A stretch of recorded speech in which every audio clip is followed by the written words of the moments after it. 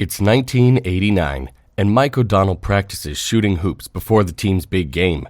The coach reminds him that college scouts will be there, and this is his big shot at a bright future with a college scholarship. His best friend Ned is the water boy, and the other players make fun of him before they take the annual team picture.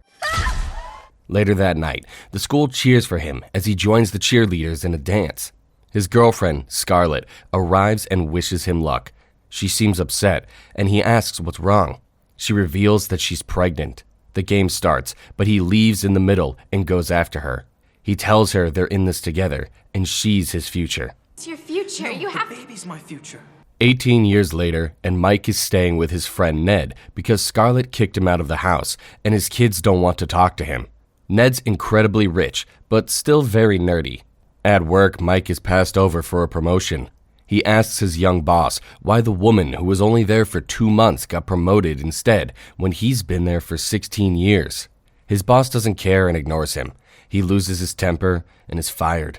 He goes to his old high school and walks through the basketball court.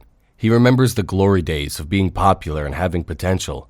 The janitor seems to know him and calls him a high school star. But I know you. Oh, yeah? Who never lived up to his potential. He admits to the janitor that he wishes he could live in the past and do it all over again. He asks if he's sure, and Mike says yes. School ends, and his daughter is annoyed to see him there. He takes his kids out for ice cream and struggles to connect with them. His son pretends to be excited about basketball tryouts, and his daughter ignores him when he tries to congratulate her on getting into the college she wanted. He drops him off at home and has a tense conversation with his wife. She's busy trying to turn the yard into a landscape showpiece. He doubts her, and she says she's done with putting up with him quitting things and complaining about how different his life was supposed to be. She tells him he's freed from having to do her any more favors and will see him in court to finalize their divorce. Her friend Naomi shows up during the divorce. Now just remember, the first one's always the hardest. and openly encourages her to get back into dating.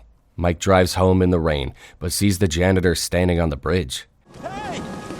Get off of there! He tries to save him, but is sucked into a weird whirlpool. He arrives home in the morning, covered in mud, and hoses himself off. He freaks out when he sees that he's a teenager again. Ned wakes up and doesn't recognize Mike, so he attacks him. As they fight, he tries to convince him he's Mike by sharing information only Ned's best friend would know. Ned's about to smash his head with a photo frame, but recognizes young Mike in the picture. It's freaking me out. It's freaking me out!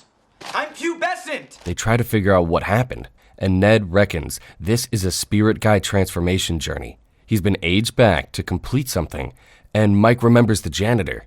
They rush to the high school, but the man he spoke to the day before hasn't been seen by anyone else. He finds himself standing in a puddle of water and follows the trail to the basketball court.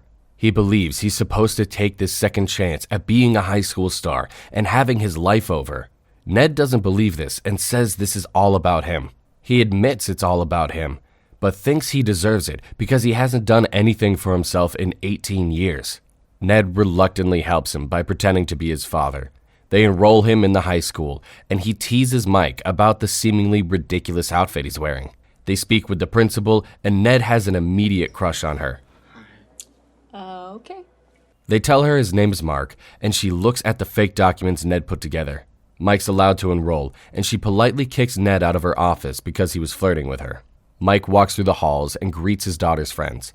They mock his clothing instead of being the sweet girls he knows. Ned takes Mike shopping, gives him a makeover, and lets him borrow a fancy car. Maggie's friends are impressed, and he confidently walks into the school, but is immediately overwhelmed by students. He's in class when Scarlett calls him. He was supposed to be at the final meeting for their divorce proceedings. He lies and says he's out of the country. He plays basketball in gym class, and his old coach invites him to try out for the team. He's happy and calls Ned from the bathroom, who asks him to get in trouble so he can talk to the principal. Mike agrees and hangs up. His son Alex asks for help from the cubicle. The basketball jocks taped him to the toilet, so Mike helps and introduces himself as Ned's kid. They go to the cafeteria and agree to look out for each other. Hate that guy. Alex becomes nervous when the basketball guys who bully him walk into the cafeteria.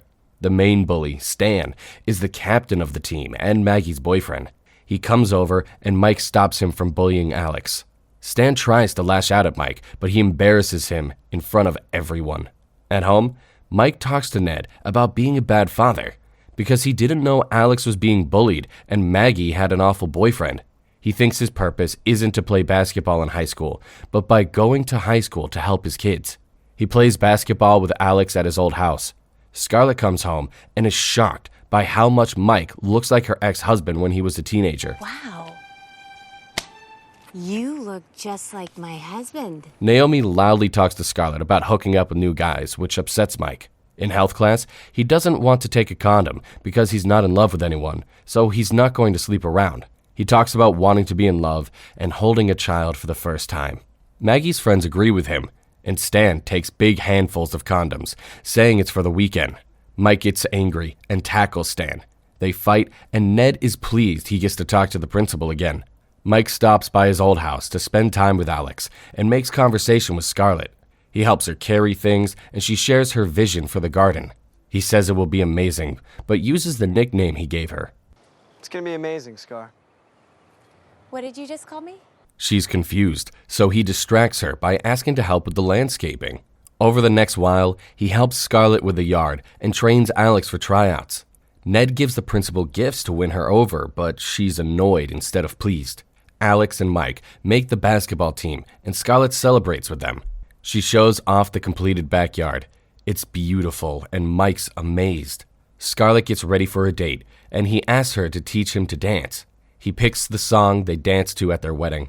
She teaches him some moves, and they end up dancing together. She politely keeps him at a distance, and he asks if she will ever get back together with her husband. She said she loves and cares about her husband, but sometimes that's not enough. They share a sweet moment, and Alex interrupts them. She leaves for her date, and Alex is confused. Mike teases her date and tells her she's making a mistake. She ignores him and asks that he gives the final divorce papers to Ned so he can give them to Mike. Maggie leaves for a party, and Mike drags Alex along. Alex's crush is there, and Mike encourages him to talk to her. He's looking for Maggie when her friends try to hit on him. Alex badly flirts with his crush, but catches on fire. I'm gonna get out of here. Later. Stan is off bullying people, so Mike takes the opportunity to talk to Maggie. He asks why she's dating Stan. She says they're moving in together when they graduate, and she's going to a community college instead of the excellent one she got into, so she can be close to Stan. He gets angry and forbids her from throwing her future away. She storms off. It's the first basketball game, and Mike helps Alex score the winning points. Alex's crush congratulates him, and he awkwardly hugs her. Ned convinces the principal to go on a date with him. Mike sees this and says he's hosting a party at his place so they can invite Alex's crush over. He sees Maggie crying on the bleachers and finds out Stan dumped her because she wouldn't sleep with him. Stan dumped me. He tells her she's terrific and will meet someone who sees that.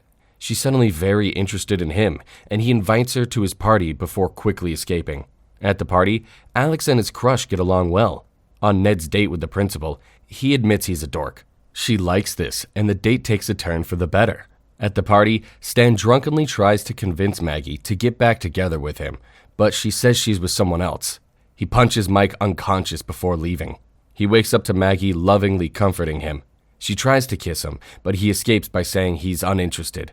She thinks he's gay, but he says he's in love with someone else. She reluctantly lets him go.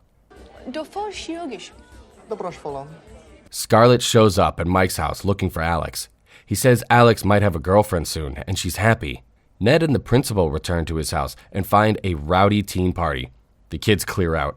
Scarlett and Mike watch Alex from a distance, and she talks about how great it is that he looks out for her son. Mike kisses her and she freaks out. He tries to tell her who he is, and she leaves.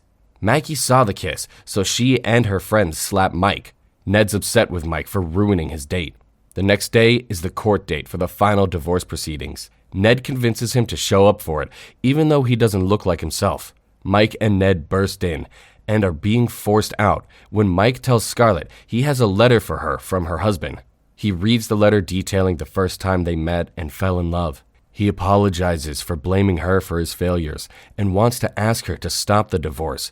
You were reading less than zero. You were wearing a Guns N' Roses t-shirt. But says he loves her, so he'll let her move on. He leaves the page behind and is escorted out.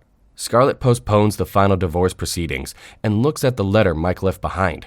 It's a list of directions, meaning the things he said was from the heart. Mike practices for the game so he can get a college scholarship.